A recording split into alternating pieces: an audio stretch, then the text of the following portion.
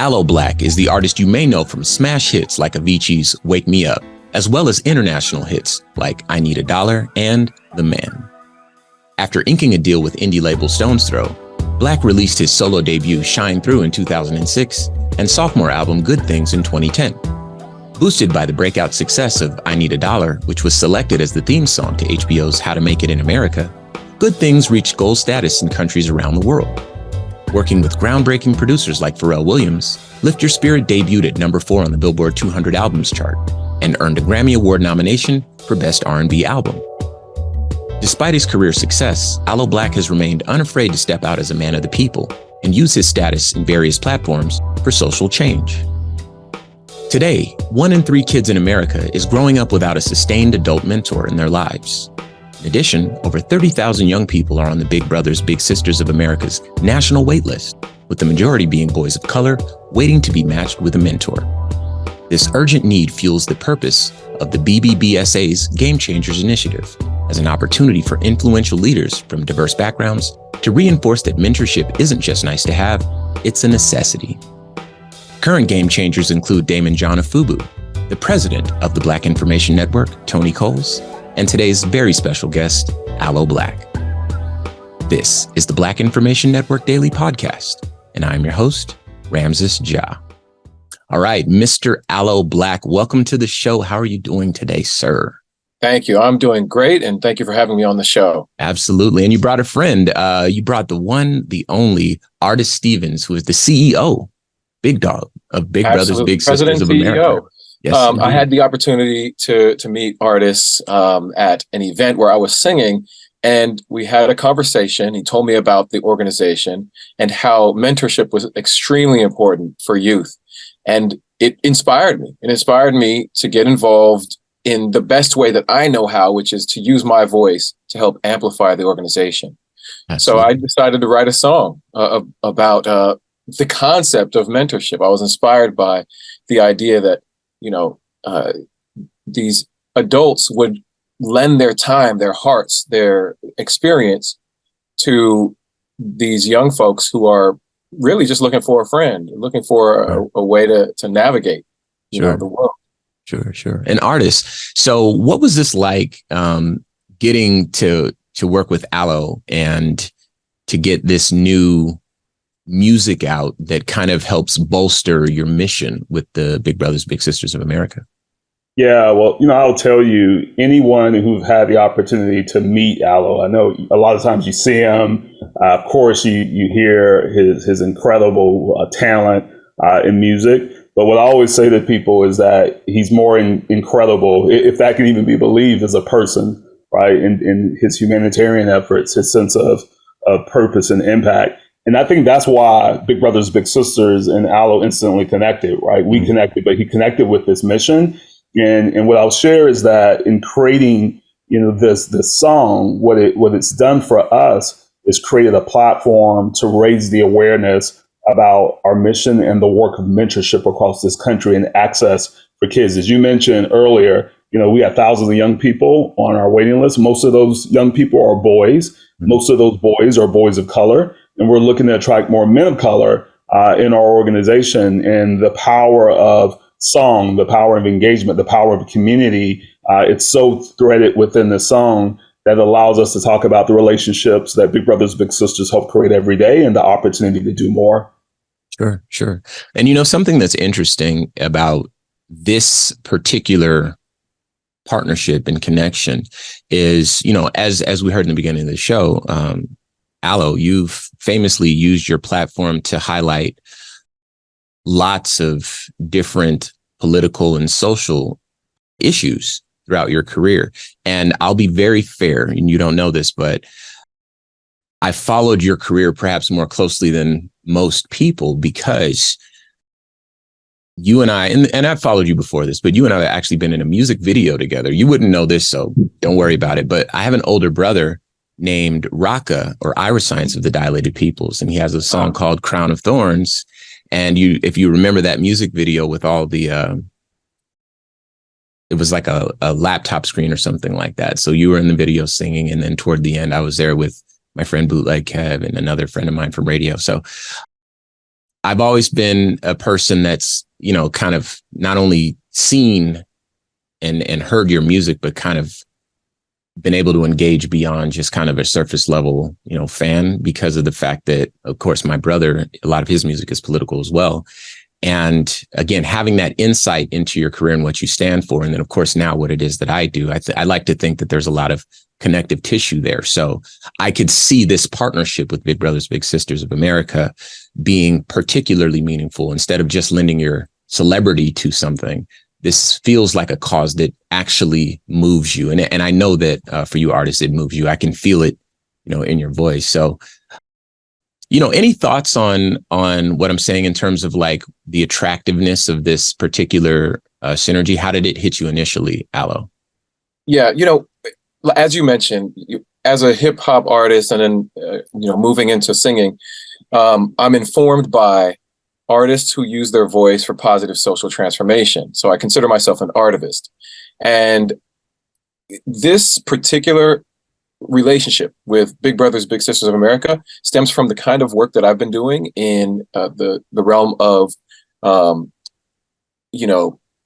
criminal justice reform, juvenile justice reform, looking at the landscape of our prison systems and wanting to transform basically the carceral state, but recognizing that we can't just keep putting a Band-Aid on the solution. We have to go systemic. We have to go deep. And the real healing balm is what Big Brothers Big Sisters of America is doing, is creating mentorships, relationships, creating connection to eliminate sort of the loneliness, the depression, the lack of self-confidence, and building a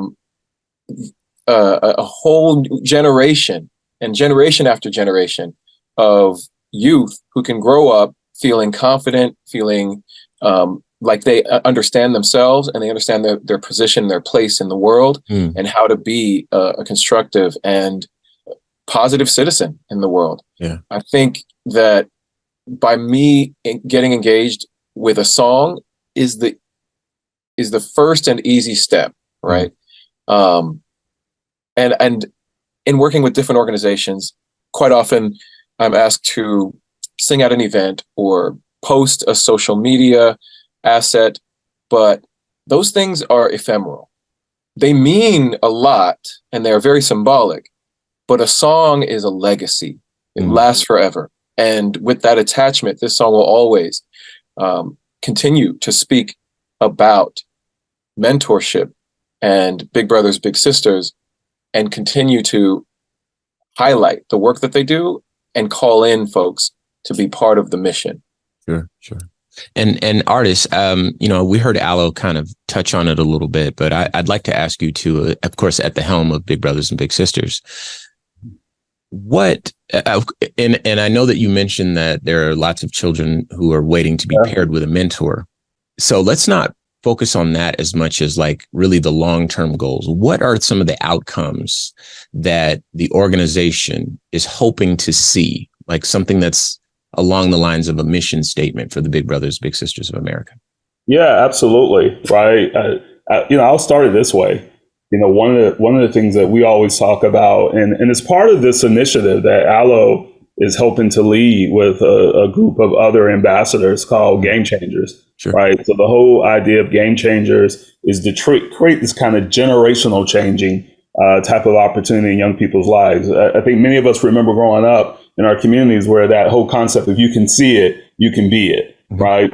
And that resonates in terms of our story and what we see in impacting with kids. By the way, I'm the first Black CEO of this organization in 119 years. And one of the things that I credit to that is that in my community, I saw men, I saw people that looked like me, right, who had the same background and experiences as me, that showed me that I could be in a role like this, right? I wasn't thinking about this role at that moment, but I saw those types of experiences and connection. And that's what we want for more kids, right? So here's what it means for us. It means more mentors coming into this organization, right? So we want to be able to double, to triple the number of mentors that come into this organization to grow the size and scale. As you set up on top, 1 in 3 kids don't have positive sustained mentors We want to open up doors and open up access for millions of more kids, right? 15 to 16 million kids in this country to have access points and opportunities and exposure. Our fastest growing population that we're serving today, we traditionally serve 5 to 18 young adults. Our fastest growing population is 18 to 25 young adults. And a lot of people don't realize that. And the reason why for your listeners is because kids are graduating high school or getting close and they're asking what's next. How do I even fill out a FAFSA form? How do I interview for a job? So what we want to do is ensure that there's more career mentoring and workplace mentoring so that we can help young people get into skills, into jobs. For some, it may be education in college. For others, it may be direct to job, entrepreneurship, other opportunities. But if they don't get access, if they don't understand the pipeline and the exposure and the way to get there, then it's hard to be able to support if kids don't know what's out there and what's available. And then the last thing I'll say to your question is we have an epidemic in our country around mental health, right? And social isolation and young people feeling like they don't belong and they don't feel connected in their sense of themselves. So one of the things that we're trying to do is to train volunteers, positive adults and staff in what we call mental health first aid. And what that essentially is, you don't have to be a mental health expert, but it's the idea of more people understanding how to identify and support young people in their lives when there are mental health challenges or mental health things that they go through, and to be able to connect with them in positive and constructive ways so that we're supporting those types of relationships and that young people are navigating life much more successfully, right? It doesn't take a lot. That's the bottom line. It just takes a little to truly make the type of impact, but it takes people being present, showing up, and giving their time. Sure. So let's talk a bit more about your role, Aloe, as a game changer. So what is that like? What is it like to be a game changer? Game Changers is all about sharing stories. For me, sharing the stories about how mentorship helped me as artists mentioned. Young adults from 18 to 25 are the largest growing demographic looking for mentorship. And that's when I was able to have a really great mentorship relationship with some folks who offered me an opportunity for an internship, showed me what corporate America looked like, made me understand that I was capable and I was deserving. That was really important. And it's our job as well as a game changer to make connections, to open doors. I have a huge network of different folks who could potentially be mentors, but not only that, folks who can help to amplify the message, and other folks who can donate to the cause, to Big Brothers and Big Sisters of America, so that they can continue to do the amazing work that they're doing, and just to create experiences. I have concerts and events and music videos, as you mentioned before, opportunities for young folks who are potential mentees to get involved and have once in a lifetime experiences. So this is the way that I will engage as a game changer. We are here today with Grammy Award nominee, singer, songwriter, and the voice behind the hits Wake Me Up, I Need a Dollar, and The Man, Aloe Blacc, as well as the CEO of Big Brothers, Big Sisters of America, Artis Stevens. All right, so let's talk about your new song, Never Let You Down, as that's what you were teasing at the top of the show. So talk about what went into the lyrics. I had a chance to hear it. It's a new sound for me. I know you've kind of been on this for a while, but kind of the reggae sound to it. I was like, okay, I see it. So talk about kind of the thought process that went into writing this song, if it comes from lived experience or if this is something that you're envisioning, or just talk us through. Yeah, for sure. Never Let You Down is a song about the relationship between someone who is helping another person find their way and just feel comfortable in their own skin. And it was inspired by the organization's meaningful work of pairing a big with a little, an adult mentor with a youth mentee who is really just looking for connection. When I write the lyric in the chorus, when it's your time to shine, I'll never let you down. Your struggle is mine, I'll never let you down. These are the kind of things that make somebody feel like they're seen. And I feel like the song helps to represent that unique relationship. And it really celebrates the relationship of mentorship. Sure, sure. So, Artist, I want to talk to you about, because you mentioned something that we talk about quite a bit on the show, which is mental health. I want you to talk to us about maybe some of the stories that you may have come across, may have heard or witnessed yourself firsthand, where mental health support and advocacy may have made a difference in the life of a young person. Yeah. Well, one that comes to mind for me, like just very quickly, is one of us. So we have a program called Bigs and Littles of the Year, where we celebrate and honor every year the national award to who's our big of the year, who's a positive adult, and then our little of the year, the young person who they're matched with. And one of the littles, his name is Jalen. And he's at our Big Brothers Big Sisters of Los Angeles. And I always think about Jalen because Jalen is one of these kids who will say, hey, when I first got into the program, I was very shy, insular. And then there was a lot of things going on in his environment, right, that gave him challenges in terms of his own mental health and finding his own strength. But it's when he had the opportunity to meet his big that he started to come out and feel, okay, I have much more anchor in who I am and what I'm about and my belief in myself, right? And a lot of it, again, wasn't so much about, this thing of an adult having to be a therapist. It wasn't about that at all. It wasn't having that level of expertise, but it's just being a friend and being connected and being present in their life. And one of the things that we talk about much more broadly to this point is that particularly for a lot of Black men and Black boys, what we find is that Black boys are typically the last, when you think about demographics, to raise their hand and say that I have any type of mental health circumstance going on in my life. And a lot of it's because culturally, like what we've been taught, that we don't talk about those things, we don't share those things, we don't even ask for help, right? So we're trying to break down these myths and these barriers. And that's what being in relationships, like what Aloe was talking about in terms of these types of bigs and little relationships, these one-to-one mentorship relationships, it gives you safe space. And we have to create more of an environment in our country that creates safe space for our kids to be comfortable, to be who they are, and know that they have a reliable voice and a reliable person in their corner that allows them and know that they're never going to let them down, right? That's why that song is so powerful to me. Yeah.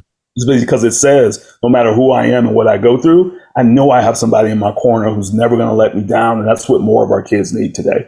Sure, sure.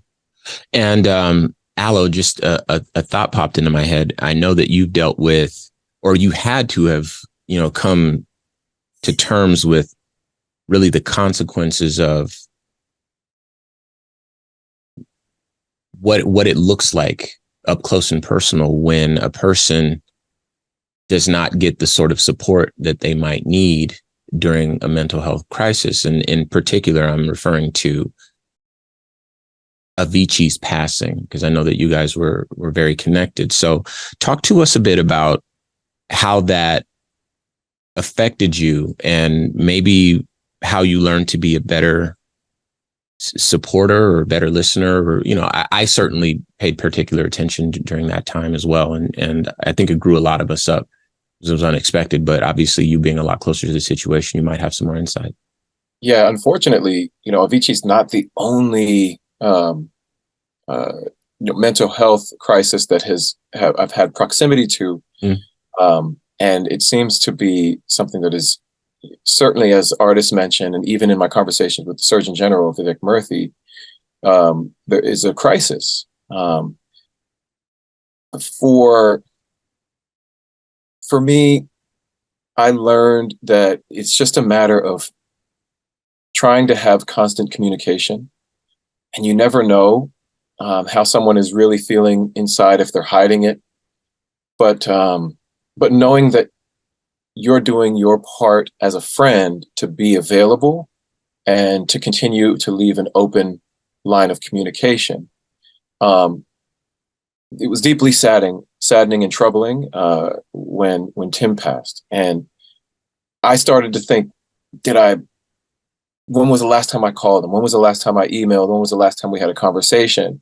And I know everything was positive. And in conversations with everybody around us, we felt like it was a blindsided moment. In other scenarios around me where, someone is in a mental health crisis, and in particular, attempted suicide or self-harm, constantly what goes to my mind is, when was the last time I communicated? Yeah. What was the nature of that communication? How could I have known? It's really hard to know. And what it speaks to is, what comes to my mind is that an organization like Big Brothers Big Sisters of America is creating a network of mentorship, which in many ways is one-to-one. But one of the things that I want to have a deep and meaningful conversation with the organization is a distributed network that has multiple nodes to each individual, rather than one-to-one. Because what came to mind was, I can look in my phone and say, oh yeah, I texted her 10 days before her self-harm event, and we had a really good communication and exchange. But what I don't know, and what there is no data on, is who else in our network, within our, they say everybody knows about 200 people within our village, was communicating with her within those 10 days. And in what was the nature of those communications, and how can we all have some sort of transparent understanding about that? Because mentorship, yes, in many ways, it is a one-to-one, but there's a concept of village that I think is also really important. Sure. And I think that's what we as game changers can do, is really create this concept of village. And as the saying is, it takes little to be big. The little things that we do become big things when a lot of us are doing them. Sure. Yeah. Yeah.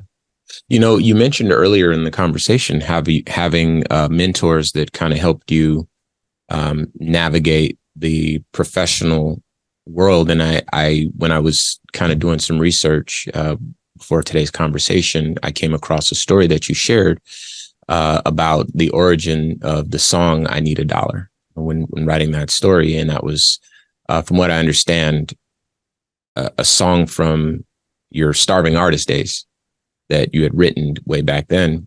And I think that, what you're saying, it takes little to be big. I think that's kind of mirrored in that story, the little things that the people did to just get you set up, to get you, on track, so to speak, and put you in position to be able to do something and to touch the world the way that you have. I can see that reflected in your story. So that feels very special.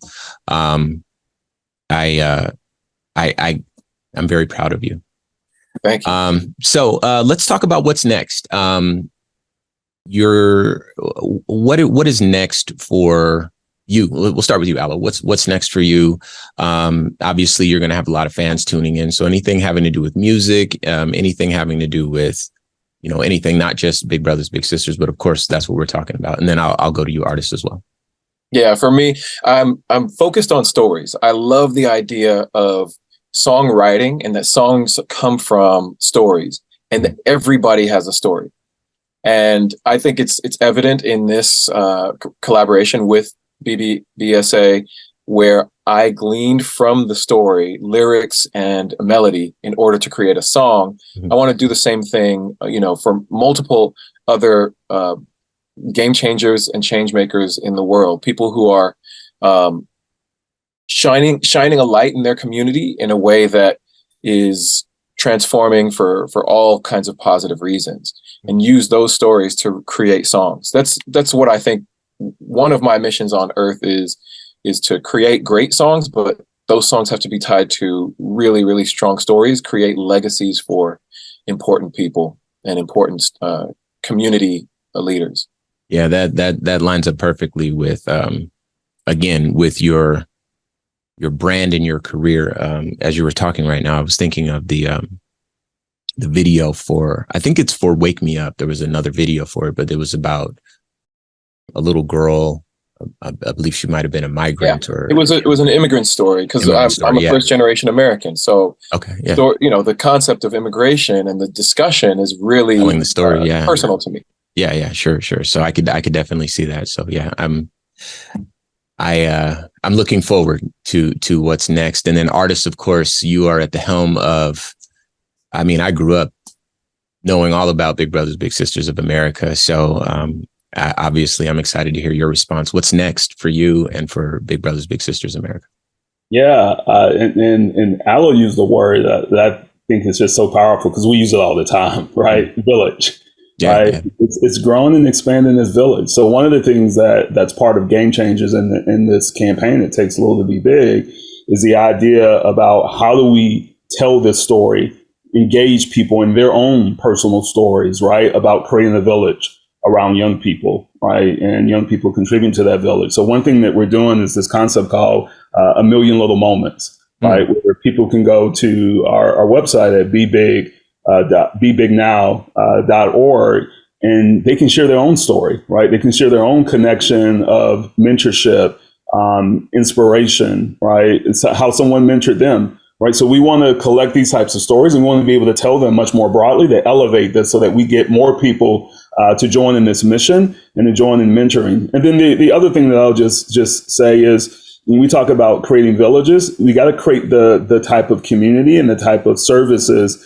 that allow for these types of programs to reach more kids in the community, particularly kids who don't always have access to it and sometimes are in communities that always don't get connection. So one of the things that we're doing is creating programs that go into communities across this country that you may not always see the deepening level of these types of resources. Places like New Orleans, places like in some of our rural communities as well, right? In the justice system, and how we ensure that mentoring programs are much more integrated into our justice system. So it's another type of justice that we're providing and supporting young people. Foster care is another area. What we've said as an organization, and what I've made as a mandate for my leadership in this organization, we are going to show up in the places that no one else shows up, right? Because that's what our mentorship and our mission has always been about for 119 years. That's why we were founded, to be an organization that go to where kids need us, not ask kids to come where we are. So our organization is going to go forward,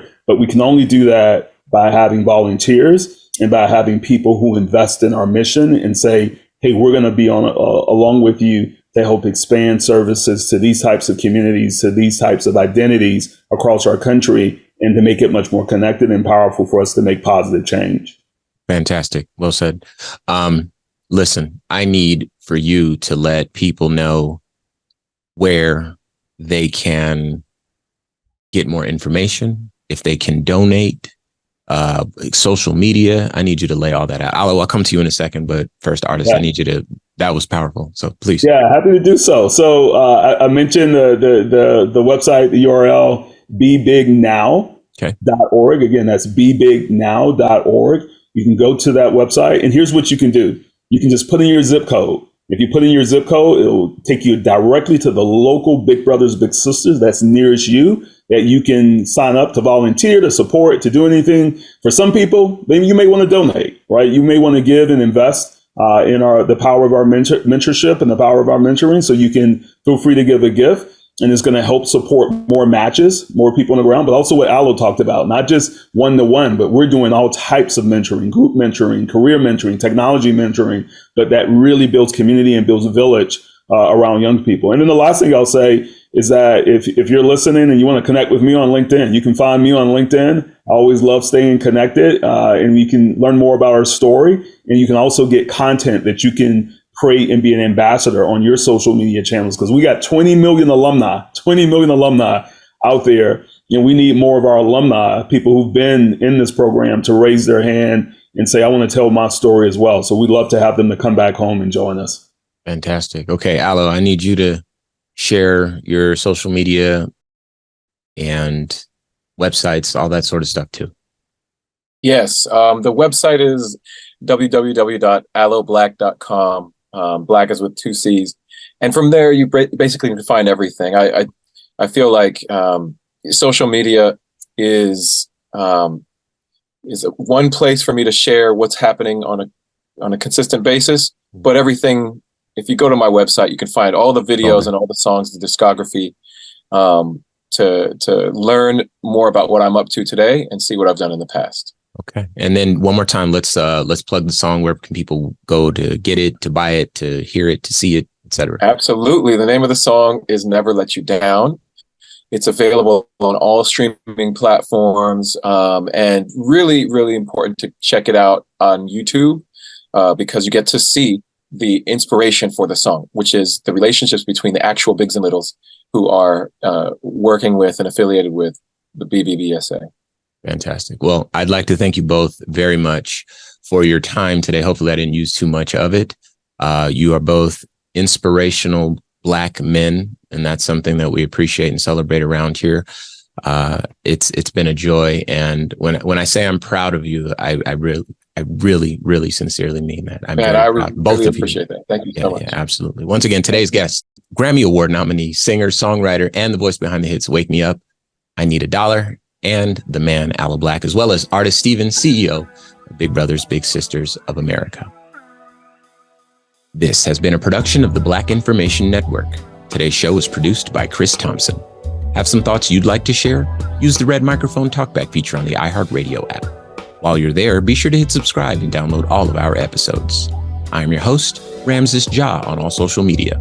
And join us tomorrow as we share our news with our voice from our perspective, right here on the Black Information Network Daily Podcast.